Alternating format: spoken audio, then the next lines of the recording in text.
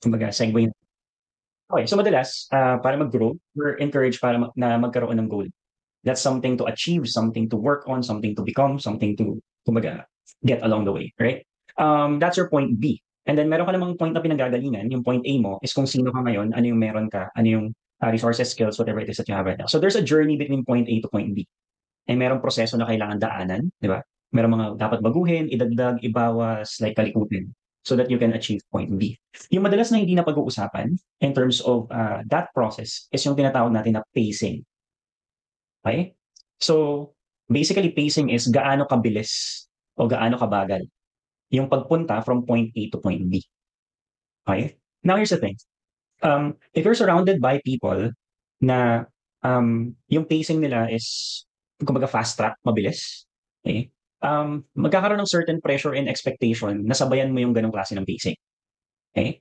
Kung surrounded ka naman by people na mas mabagal, meron ding effect 'yon sa kung paano ka nagde-decide kung gaano kabilis yung pagpunta mo from point A to point B. However, yung pacing kasi pwedeng malimitahan ng context natin. Okay? So example, napapalibutan ka ng mga tao na mabilis yung pacing, pero karamihan sa kanila is single at walang anak na kailangang alalahanin. So what happens is, kung ikaw yung context mo is meron kang mas marami kang kailangang alagaan na tao sa buhay na ikaw yung responsible for, then nahahati yung attention mo. Hindi laging pwedeng maging kasing bilis ng ibang tao na wala naman ganong kalaking responsibility o kalawak na responsibility in their own context. Okay?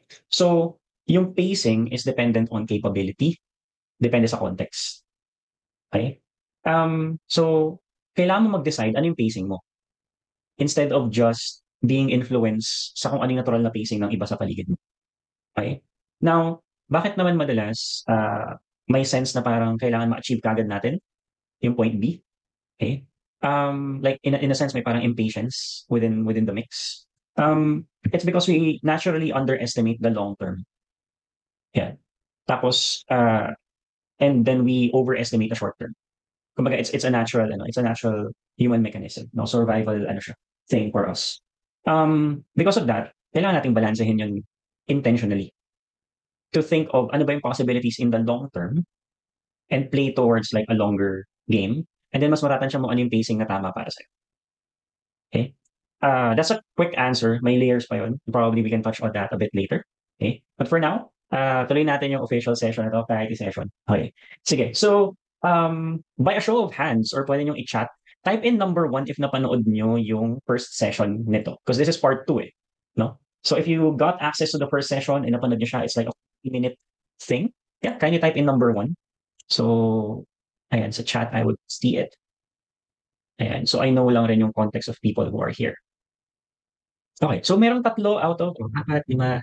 So we have 15 people here right now, and there's 5 who were able to watch or join yung first session. Okay, that's totally fine. So quick backdrop, no? Ang ginawa namin last week is diniscuss namin 3 out of the 5 C's of clarity. So lahat yun ay nakapag tinutukan natin, clarity is something na mas abot kamay sa buhay natin. Okay? Siguro a bit of a hugot. Bakit ko to ginagawa? Since ever since I can remember actually, since high school, I think, I have already been helping people get more clarity sa kung ano yung choices that they need to make. Madalas nga lang nung high school, puro advice ko ay tungkol sa love life. So clarity in love life yung focus ko nung high school. As in, nilalapitan ako ng mga tao, like mga couples, for their disputes, yung mga kailangan nilang ayusin, di ba, and stuff. Paano didiskartehan whoever they want and stuff like that. So more on clarity pero mas nasa love life area. Moving forward, there's different ways I was able to help people get clarity. So that's through teaching and then guidance counseling. So these are things that I've done. Tapos my spiritual advisor then for different types of people, especially people that are younger than me back then. Right now, mas nasa context of helping entrepreneurs. Okay, so have better decision making with the choices and opportunities that are at hand. Okay, because not all opportunities are equal. Okay, and not all action taking has the same cost. No, so minsan when you choose another, ifo-forgo mo na talaga yung isa, no? Kasi resources are not the same. Yung oras mo, yung energy mo, yung attention mo, yung money that you have, no? So meron talagang trade-offs na natural. Okay. Anyway, so the essence of clarity is basically about cutting down. Okay, it's the process of subtracting. Okay, so narrowing down so that you can identify ano yung pinaka-importante sa lahat. Okay? And kapag alam mo na kung ano yung pinaka-importante sa lahat para sa'yo, you can then make the choice na yung important thing na yun becomes the filter for that choice. Okay? Magkaiba kasi yung pipili ka lang pero hindi mo alam what's truly important. Therefore, mas may chances na risky yung piliin mo kasi you're gonna be spending resources on something na baka hindi naman pala talaga ganun ka-importante para sa'yo. Okay? So clarity is having that wisdom to see ano ba yung pinaka-importante para sa'yo, using that as a filter for future choices. Ibig sabihin, natural na when you have clarity, there are things that you must let go. Okay? So pag may lumapit sa akin tapos sinabi niya na parang, sa wakas nagkaroon na ako ng clarity, ito na yung sunod kong gagawin. Okay? And then kasabay nung sinabi niya na yun is sobrang dami niya pa rin kinakalikot sa buhay. I just know for a fact na hindi naman talaga clarity yung meron yung person na yun. Okay?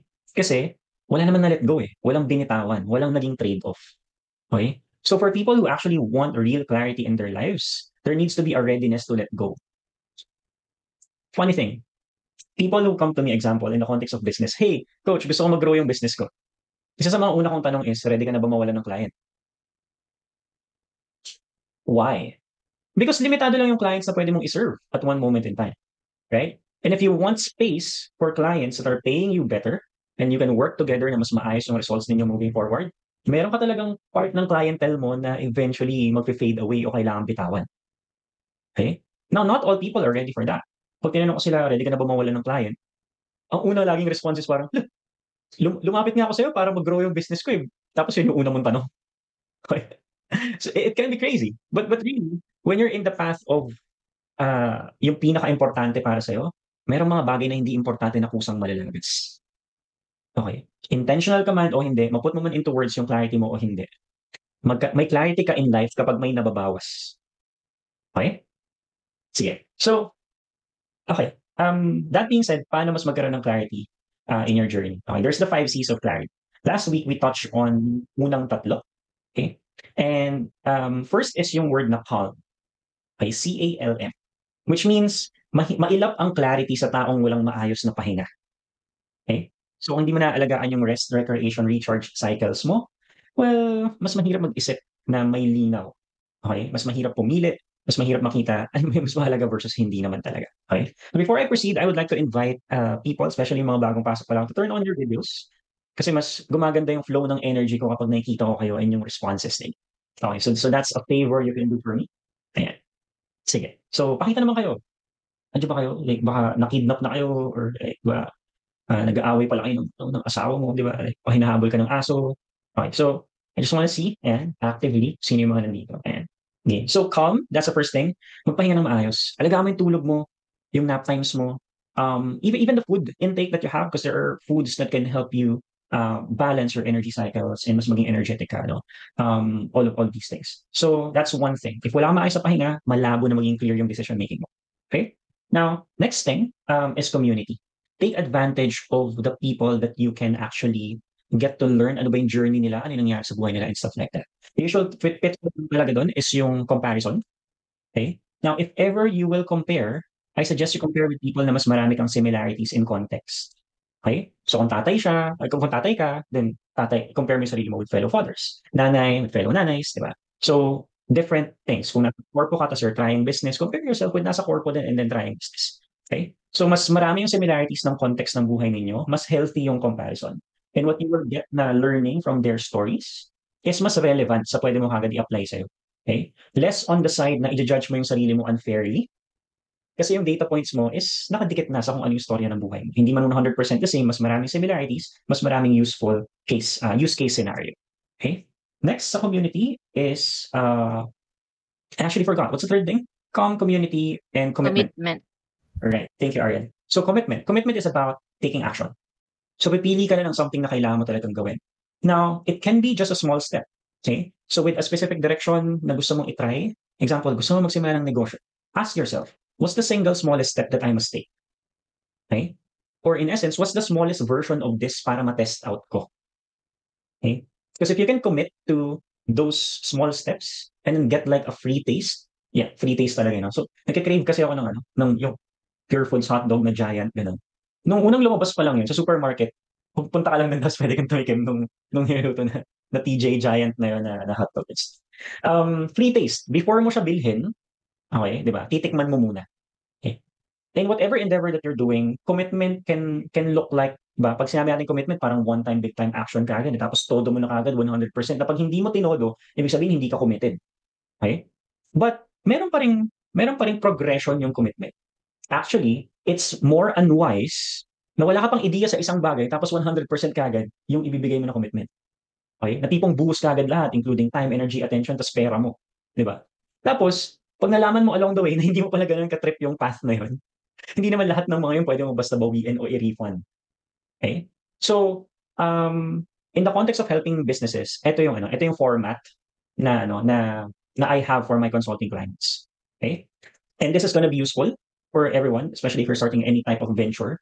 Makikita nyo rin dito kung ano yung missing piece from how people usually start yung income streams nila or ventures nila. Okay? So the first thing talaga to look at is to have a big enough idea. Okay, so a big enough business idea. Ibig sabihin, pwede siyang maging malawak, pwedeng maraming iserve na tao, pwedeng malaki yung problema na sinosolve. So this is more positioning for value. Okay, so marami ba yung pwedeng iserve?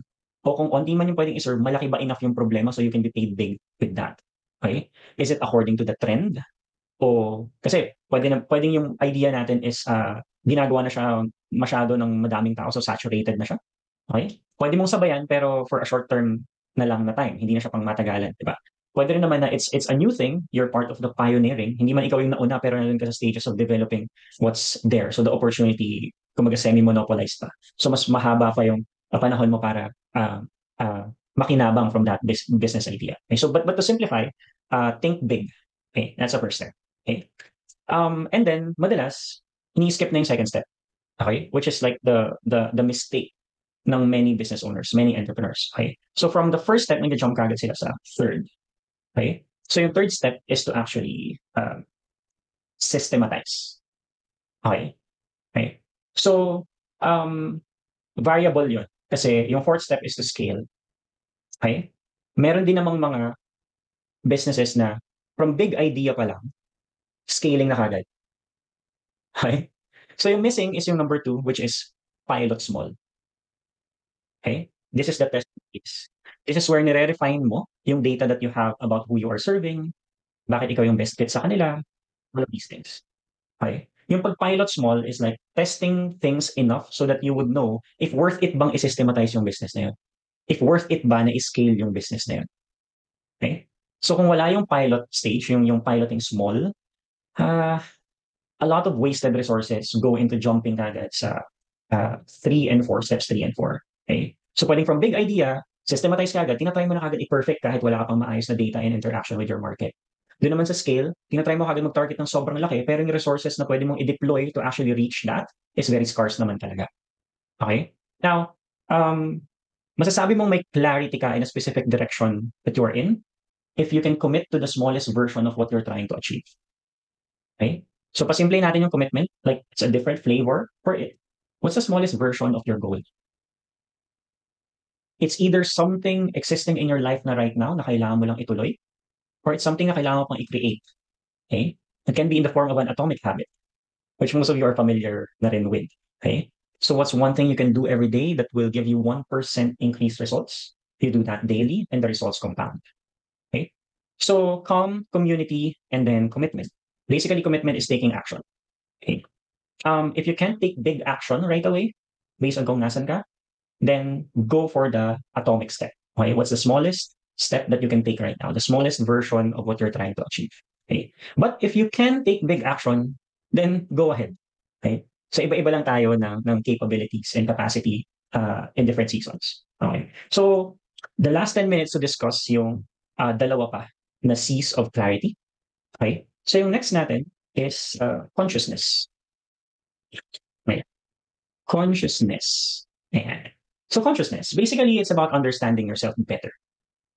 Okay? Sino ka ba talaga? Ano ba talaga yung gusto mo? Ano ba talaga yung ayaw mo? Di ba? And there are different ways for us to achieve a better understanding of ourselves. Okay? Pero kapag consciousness yung approach, ito ay more solo mode. It doesn't really require that you talk to other people, doesn't really require para mag-mingle ka pa with communities and stuff. These are more, you're asking yourself reflective questions, nagjo-journal ka, di ba? Nagbabasa ka ng libro, di ba? Nanonood ka ng certain videos and courses, So it's more the things that you can do alone, okay? And sometimes being part of a community can also be exhausting, di ba? Interacting with people can also drain your energy, especially kung introverted ka, di ba? So there's different ways we manage yung pag show up sa relationships with other people. Okay? So yung solo mode is equally powerful. It's an equal opportunity for you, like diving more into your consciousness. Okay? So writing things about different experiences that you have. So tatlo yung timelines natin. Okay? So you can actually ask yourself more about your past, more about your present, or more about your future.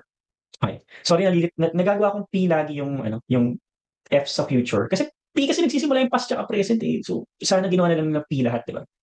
Anyway, so, asking yourself about your past, different experiences that you've had since childhood, mga core memories mo, di ba? Like inside out, yeah, all that. So, core memories, mga can be negative, can be positive, but you ask yourself about those, ano yung pwede mo matutunan from the past? Ano yung pwede mo maging hugot from the past? How has the past shaped you? Diba? So, some of those pwedeng mas nasa negative tendencies mo ngayon, some of those pwedeng mas nasa positive tendencies mo ngayon. But learning more about yourself. It's not about judging if it's good or bad. It's about understanding kung bakit ikaw, kung sino ka right now. Okay? And then there's the present tense. Di ko alam if people here are, I mean, I know some people here are my friends sa Facebook. And hindi ko alam, parang, I'm not a marketer. So when it comes to me posting content, I just post based on whatever is really happening in my life. A lot of my posts recently is mga dialogue in between me and my wife. The ones that I actually find either super interesting, nakakainis, o kaya funny. Okay? So the ones that I feel strongly about na conversations namin, I just post a snippet of that in social media. It's me capturing moments. No? So present tense moments na meron ako. Okay? So today, medyo marami na ako na capture na highlights for myself. Let me read stuff I wrote about. Yeah, so nagbasa ako 4 chapters ng Bible, 2 chapters ng Checklist Manifesto na book. Nagsulat ng 3 email newsletters na nakaschedule na, nag-close ng 250K project, 5,000 steps with ankle weights, binilang ko ng siopaw sa 7-Eleven yung wife ko, watch 3 episodes of Vinland Saga Season 2, umorder ng Ate Rica's Baksilog sa Grab, got $52 sa Forex trade, 1 hour mentorship call, nabasa sa ulan habang bumibili ng merienda, bumili ng fishball at quick. Nakapulot ng BDO debit card, pangalan ng person is si Althea Turgo, hindi ko siya mahanap sa Facebook. Did my stretching exercises, secured 100K investment for cash flow rhythm, random chats with people in my network, nag-answer din ng emails, 1 episode ng Young Sheldon, tapos ito. Okay, so clarity session. I just take notes of what's happening in my life. And then may mga stuff na maalala ka about yourself and mapapansin mo yung patterns, things like that. It's like a bullet journal. Sometimes naman, it's more like a diary na talagang story mode. Ito kasi parang ano lang yan eh. Bullets lang talaga of what has happened in the day. Okay? Pero may mga times naman na I actually write ano pa yung naramdaman ko, ano yung experiences, ano yung na-realize ko, may question ba ako na kailangan masagot, may gumugulo ba sa isipan ko dahil nangyari yun, stuff like that. Okay? So that's more on the present tense. And in the future tense, okay, how do you discover more about yourself, understanding yourself na future pacing naman? Okay? This is more along the lines of what you desire. Okay? Ano ba yung gusto mong buuin na klase ng buhay? Ano yung gusto mong buuin na klase ng identity? If you imagine your ideal life like 6 months, 1 year, 3 years, 5 years, 10 years from now, sa Apple Notes ko lang siya sinusulat. Tapos, kinocopy paste ko siya, nilipat ko siya sa isang Google Sheet file that I have, which I call the Harrison Master File. So nakaset up lang rin siya doon. Yun. It's like a brain dump of sorts. And then binabalikan ko rin yun at different points in time. Yeah. Sometimes maalala ko ng kusa yung mga ibang nangyari. Yeah. Ayan. So, future pacing, just ask yourself what do you want. Okay? Sometimes naman it's asking what do you want to stop. Minsan mahirap sagutin for us yung ano ba talagang gusto ko. Okay? Then you can start with ano ba yung ayaw mo ngayon? Ano yung dapat mawala? Ano yung dapat itigil? Ano yung dapat maputol na? Okay? Because on the opposite side of what you dislike is what you like. Diba? And on the opposite side naman of what you like is something you dislike. Okay? So they're basically part of one spectrum. If you understand ano yung mas gusto mo, mas maintindihan mo rin kung ano yung mas ayaw mo. O kaya baliktad. If you understand better what you don't like, you get to understand better what you do like. Okay? And naranasan niyo to for sure. Nanaginip kayo tapos akala niyo totoo. Tapos buti pa naginip lang pala.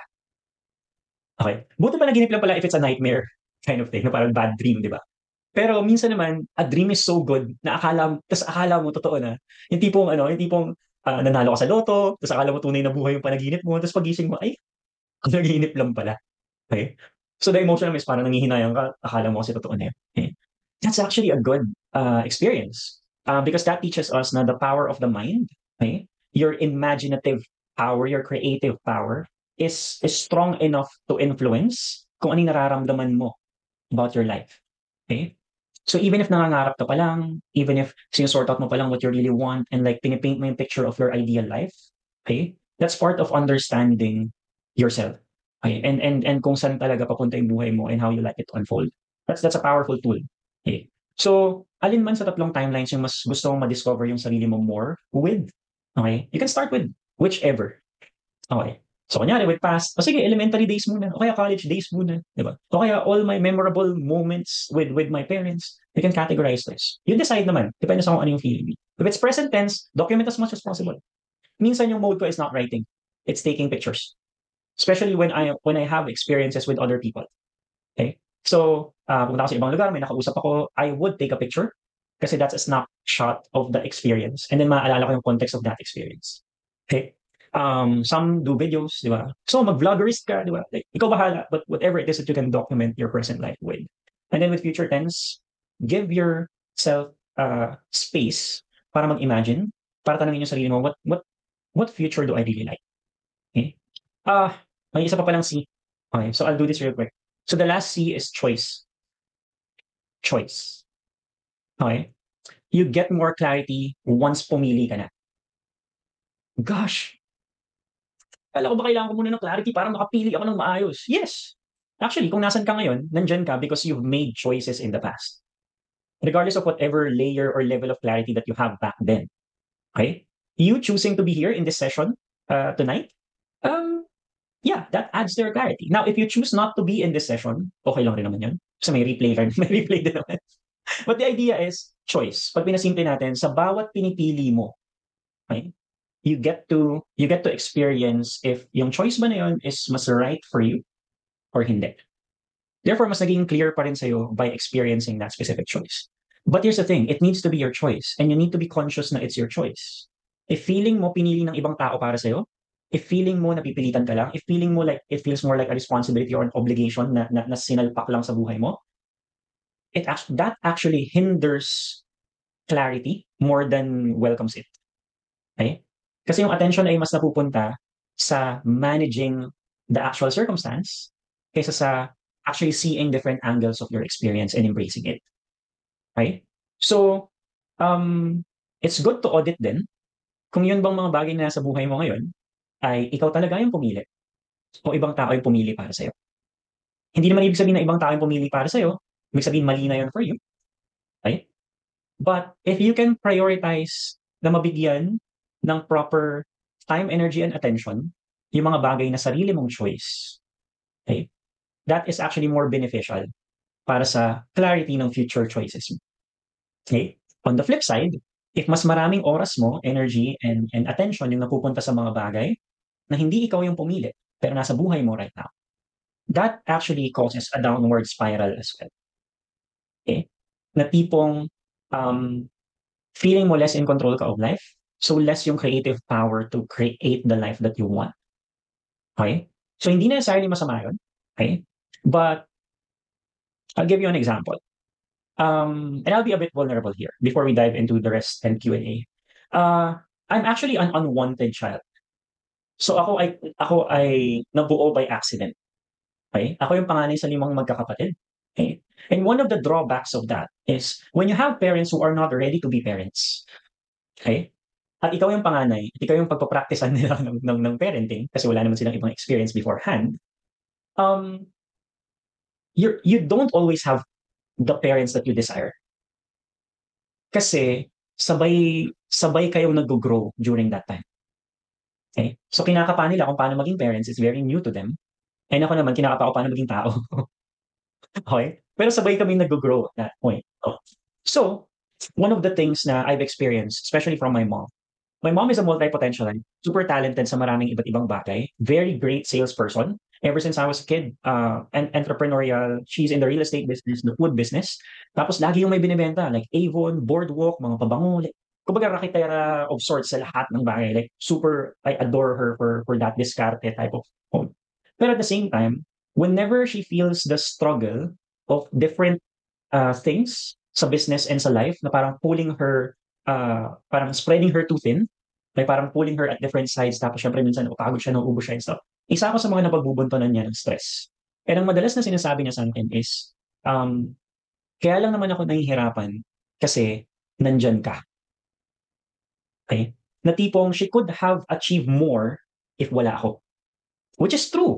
I understand. Ngayon syempre dati hindi ko pa, hindi ko pa naiintindihan yan, so it just hurts and all that.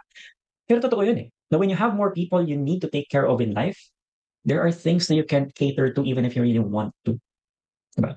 So, that's part of my story na along those lines na I always felt like I was holding my parents back, especially my mom, from what they could have achieved pa.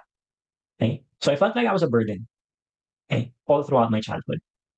Um, Gosh, nakalimutan ko na yung pinaka-point ko tuloy. Nakalimutan ko ba't ko yung kinuwento. Sorry. I guess it's about more of the choice. Okay. Okay. Now, here's the thing. So dati galit ako sa nanay ko. Galit din siya sa akin. We're not in good terms.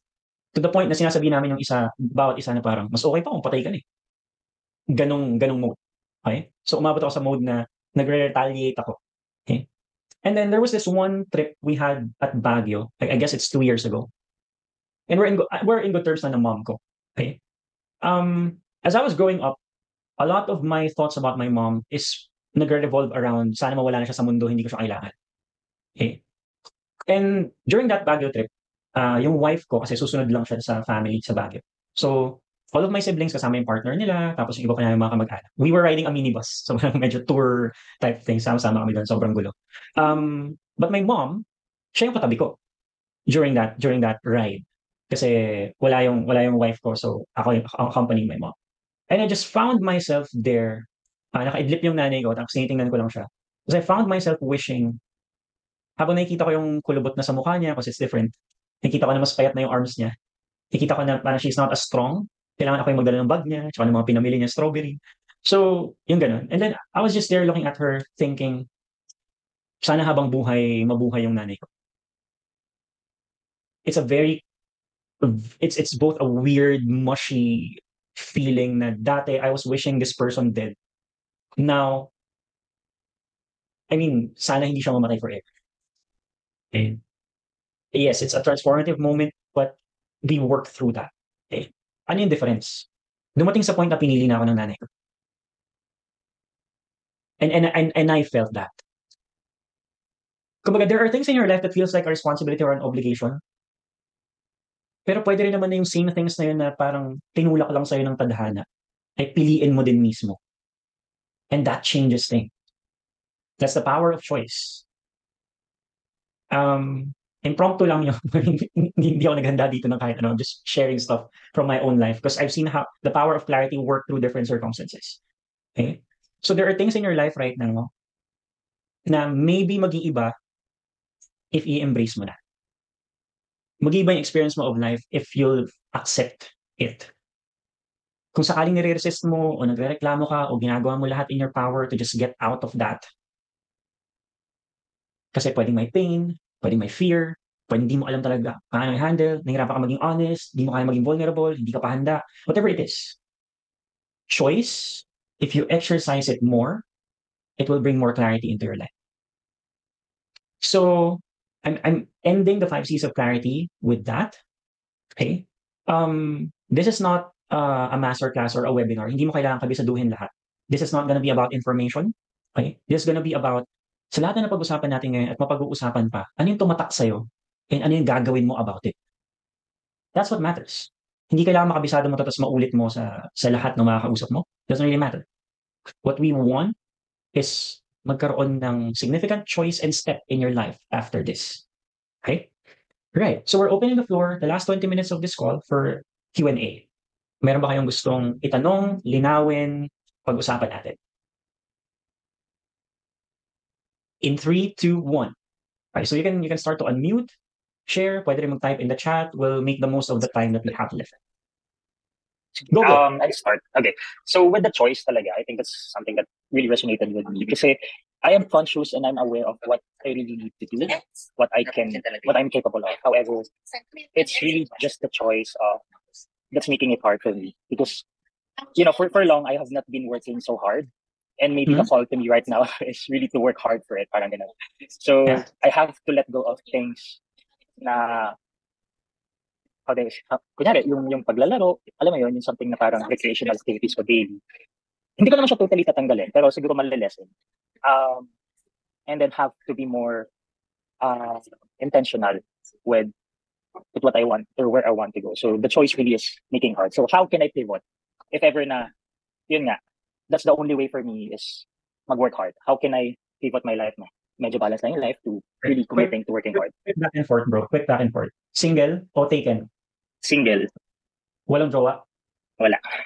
Okay. So available like announce lang natin available. Yeah. Um, next is may sinusuportahan na family members financially? I have in a near future. Kasi we're gonna move to a new house, so it will be me who will be spending a lot. So, Obligado? hindi naman, Obligado? siguro out of love. Yeah. Okay. So still there's freedom, there's flexibility there. Okay. May pets na Mm-hmm. inaalagaan? Isa lang, hindi naman siya masyadong high maintenance kasi cat naman siya. Yeah, yeah. Sige. Looking at that situation, quick na context na meron ka. Hindi, walang pressure sa buhay mo to perform at a higher level because lahat ng stake, kung mag-fail ka man o maging successful, ikaw lang rin talaga yung main na mag-benefit. Mm. Okay? So what you need in your life right now is to expand yung what is at stake. Okay? The easiest way to do that is to add more people into the mix. Ano ba yung ripple effect ng choices mo ngayon? Hindi lang sa sarili mo, but sa iba pang mga tao na i-add mo into the mix. Who are the important people in your life na maapektuhan if you would stay the same, fail below than where you are at right now, or excel higher than where you are at right now? Okay? So if you get to understand that, na hindi lang ikaw yung pinaka-core of your journey, hindi imposible hindi ka makaapekto sa iba pa. Okay? The way that you're seeing that more clearly, that would add to the stake of your every choice. Mas malaki na yung nakasalalay for whatever it is that you're trying to do. Okay? So kulang ng other people and elements in your life na papataasin pa yung bigat ng bawat choice na meron ka ngayon. Okay? So you can survive and you can get by staying the same. Okay? Different things. Madalas either parents or anak. Okay? You have your parents. Okay? Yung anak, wag mo namang madaliin. Okay? So the idea, Wala pa. right, the idea is, I guess you can talk more to with your parents. And then ask them about different plans and goals. And pwede mong include yung sarili mo into the mix. Okay, ano yung pwede kong may ambag dito? Ano yung pwede kong maibigay? That's just one example. It can be various. But the idea is to add important people into your understanding of sila yung maapektuhan and paano sila maapektuhan kapag depende sa choices mo. Okay? Let that sink in and then work on it because you're gonna list down people there. Eh. Tapos kakausapin mo sila ano ba yung gusto nila ma-achieve in the next few years. And then you'll see how your choices can contribute to those because they're important people in your life. Okay? Sa akin, hindi ko alam kung nakwento ko na yung sa group, pero I used to have 14 dogs. And sila yung pinaka nag-move sa akin with my choices. So I was depressed at that time. So years of depression. I had 14 dogs. And sila lang yung dahilan ko para mag-move forward with my choices. Okay? So, just different elements, usually people in the mix. Okay? So that mas tataas yung stakes of where you are at right now. Yeah. Yung tipong mararamdaman mo na kapag nagkamali ka, damay sila. You would feel the fear and the pressure of not making mistakes. Yung tipong not moving would remind you na, okay, every moment here na hindi ako gumagalaw, even if I can, meron nababawas dun sa pwedeng maging quality of life that I can give these people. It's just a different game. Kapag you're playing it more solo, and then merong ibang tao that na pinapataas yung stakes of your actual journey. Yeah. Any follow-up questions from the group? Or from you, bro? Like, let's make it a discussion.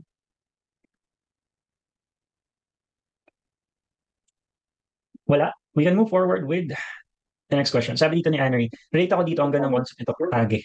Adding someone in the mix. Yes. Depende sa journey, no? Kasi minsan, even yung solo stakes pa lang natin, sapat na to make us move. Okay? Example, wala ka na makain. Makapagalaw ka talaga, di ba? Even if it's just ikaw lang yung concern mo. But when you reach a point na yung certain needs mo are already met, wala nang ibang choice kundi i-push mo yung sarili mo na mag-alaga ng ibang tao. Because that's the only way para itaas talaga yung stakes. Okay. May konting idea na ako dito kagad, pero baka may oh, sorry, nag-mute pa. Okay. May konting idea na ako rito kagad, pero baka may dagdag or ibang perspective kayo. Kasi feeling ko pwede pa mag-expand ang perspective ko. Sa letting go, being ready to lose things and committing. Paano kung multi-potentialite, maraming gustong explore? Or what if di makakommit sa one big thing sa career, work, long term? Kasi nababurn out pag nag-stay, say, more than 1 or 2 years. Right. So each of us have our own patterns. Okay? And I think nakakatawa. For every journey, mas marami talagang unpredictables kaysa stuff that you can control. Ibig sabihin, hindi naman talaga natin alam how things would unfold sa bawat path that we are taking. So lahat siya is more, may kasama talagang risk. Okay? May room for the unexpected. May room for the you can't prepare for even if you do your best. Okay? Now, the idea of flow or basically letting things flow, okay, is actually a skill that can be practiced. To be comfortable within chaos and then still make the best aligned choices while you're within that sphere of experience. Nag-post ako about this na merong dalawang klase ng peace. Merong peace na experience mo when things are going well. Okay? When things are working in your favor. And there's also a peace that you can experience while things are going haywire. Na sobrang gulo and hindi mo alam kung ano nangyayari and how to figure it out, but you still experience that sense of calm and tranquility and peace within. Both are necessary human experiences. Okay? Multi-potentialites have a bit of an advantage in thriving within chaos. Because it seems like we're naturally positioning ourselves for chaos. Why? Kasi we can't help it but to juggle multiple things at once. Therefore, natitrain na natin yung sarili. Ako ay multi-potentialite. Okay, kaya ganun yung words ko. Natitrain na natin yung sarili natin to actually dive into chaotic scenarios and environments. Okay? You may be parang underestimating lang the training that you've had na thus far. Okay? You may not be realizing how valuable the actual path that you have tread upon up to this point in preparing you for stuff na mas aligned naman talaga sa iyo in the future. Okay? But just to manage things, okay? Dalawa kasi yung pwedeng question dyan no? And this is in terms of productivity then or choosing your projects. What's one thing, so first question, what's one thing that if you focus on, mas dadali yung iba pang mga bagay na pwede mong gawin? Okay? So either dadali, pwede rin naman na ma-eliminate na. It would render other things unnecessary basta nakapag-focus ka in that specific thing. Okay? For example, kailangan ko ba ng 5 negosyo, okay? Kung yung isang negosyo ko, kaya nang buhayin yung pamilya ko and then a bit more. Okay? So who would choose 5 businesses if yung purpose naman talaga is just to feed their family? And yung isa ay sapat na. Okay? There's the other side naman, and this is more for multi-potentialites. Ano yung 2 to 3 things na kapag pinagsabay-sabay mo, mas okay yung quality of life. Mas okay yung overall experience mo. So yung kabila kasi, kailangan mag-focus. Okay? That's less the multi-potentialite path. Okay? But there's benefit to it. There's advantage to it. Meron din namang side na kapag pinagsabay mo yung dalawang bagay, o tatlo, di ba? Kaya nilang mag-create ng combo na complementary in your life. Therefore, you just feel, even if you're juggling things, it just feels right. Okay? Dahil multi-potentialite ako, I'm also a multipreneur. So I have multiple business ventures. How do they work together?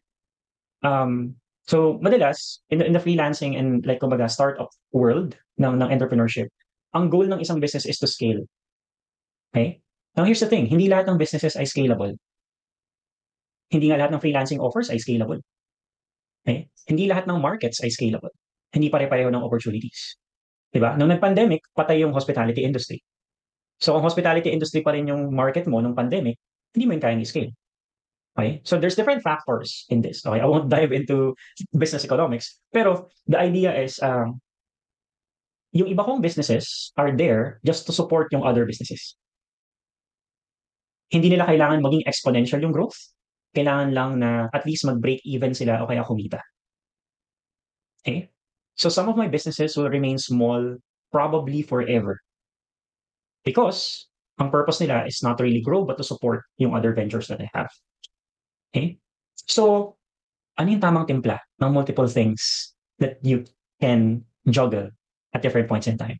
So kung meron ka mang kailangang bitawan, if manawa ka dun, meron ka pa ring ikutan.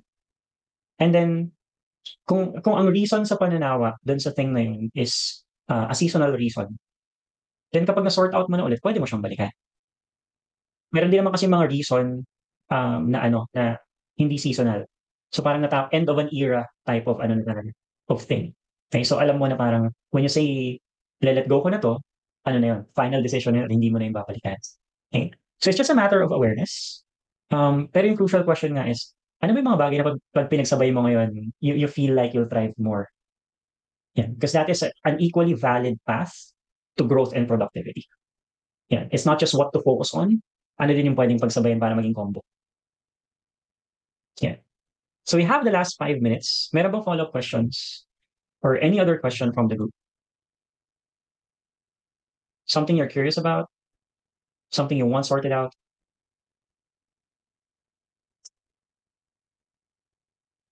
Sige, sasayaw muna akong pantropiko habang hinihintay ko kayo. De joke lang. Okay, here we go. Paano kagaya kung in a situation na gusto mo magkaroon ng choice, career shift, but dependent sa current stability now, breadwinner, with dependents, okay? Shifting to full RTO now, willing to stay for a few months siguro. The timeline actually matters. Okay? Yung sinabi mo, willing to stay for a few months, kung hanggang doon mo lang kayang tiisin eh di wala nang magagawa. Kumbaga, after nung timeline na yun, mag-shift ka talaga no matter what. Okay? And then i-figure out mo na lang kung paano talaga i-navigate yun. Now, if you can prepare naman beforehand, then of course that's ideal. Okay? Now, how do you prepare for a transition? Kung desidido ka na to actually, meron kang iiwanan na career path kasi lilipat ka to something else. Okay? Ganito yung nangyari sa atin. Kung ano yung not going well sa current, kino-compare natin sa possibilities, sa good possibilities of what we're looking forward to transition to. Okay? Parang iba yung romantic relationships di ba? Parang lahat ng kinaiinisan mo sa jowa mo, di ba? Tapos merong isa pang person na nagpaparamdam sa'yo na crush ka rin niya, gano'n. Tapos nakikita mo yung good qualities niya kasi naka-best foot forward siya. Kasi kung compare mo yung parang araw-araw ako inaasar ng jowa ko, tapos hindi pa siya naliligo, di ba? Parang ako yung dinidescribe ko yun. But tapos the idea is may kita mo yung other person with this good quality. So you're comparing basically the negative to positive, which is an unfair game to base your decisions on. But it's the same thing with career paths, di ba? Titingnan natin is lahat ng bagay bakit ayaw ko na sa kung nasan ako. And lahat ng bagay bakit ginugusto ko mag-transition to something else. Okay? That can be an unfair game to play for yourself kasi hindi maayos ang comparison. So if magko-compare ka man, lahat ng benefits ng kung nasan ka versus lahat ng benefits ng gusto mong mag-transition with. And then, lahat ng disadvantages ng kung nasan ka versus lahat ng disadvantages of where you're transitioning with. It's just that, lugi tayo dun sa info ng disadvantage sa kung saan natin gusto mag-transition. Kasi, di pa naman natin na-experience yun eh. Right? So, asking more people na nag-step into that, okay, about the actual disadvantages, ano hindi nila trip, ano hindi nila gusto, ano yung naiinis sila about while experiencing na nandun na sila. Okay? That just gives you a fair view of things. Okay? Now, you don't really prepare so much for the advantages of something, yung benefits of something. You prepare yourself more for the disadvantages of it. Okay? So kung wala kang idea sa disadvantages of what you're trying to transition to, you can't actually prepare well. Di ba? So parang ilan sa atin dito, ang nakita mo is the promises of freelancing. Tapos, nag-invest ka na ng kung ano-ano into freelancing. Tapos, ay, mas matagal pala to than yung inaakala ko. Na hindi pala to ganun ka-smooth. Ay, ganito pala yung mga stuff na kailangan ko pang harapin within this. Sana man lang may nagsabi sa akin. What if meron nga talaga nagsabi sa'yo simulat sa pool? Di ba? Do you think the journey would be the same? Di ba? You can prepare much better based on the disadvantages of where you are going to or transitioning to. So if you don't have that info, hinay-hinay muna. Like, hilahin mo muna ulit, take a few steps back. Make sure you have that data. What are the disadvantages? Doon sa mga tao na experiencing specific work na to and yung ginagawa nila, tanungin mo sila about it. That may actually change how you're transitioning by preparing best for what is ahead. Okay? It's actually 6 p.m., so I'll be cutting this short. Pero tapusin ko lang yung main thought dito. No? There's the Pareto principle as well. Okay? So ang Pareto principle is basically the 20% of action na if you take, gives you 80% of the results. Okay? So everything that you're trying to do, okay, or transition to, meron lang core action steps talaga that you need to be great at. Okay? So pwedeng yung skills na required for that is i-learn mo na beforehand. Pwede rin naman na to make sure na kapag nandun ka na, you can have a guide, you can have a mentor, you can have colleagues that are helping you na mas mapabilis ma-learn yung 20% na yun of what you need to take action on. Para yung higher chances of success in that thing, makuha mo na kagad. Usually in a shorter period of time. Kasi alam mo what to focus on. Okay. So you can also clarify what you need to say yes to or no to based on the Pareto principle. Okay? So if you're new at something pero you really want to excel, you'll have to say no to all the fluff. Lahat ng 21% pataas na effort, hindi mo muna kailangan yun.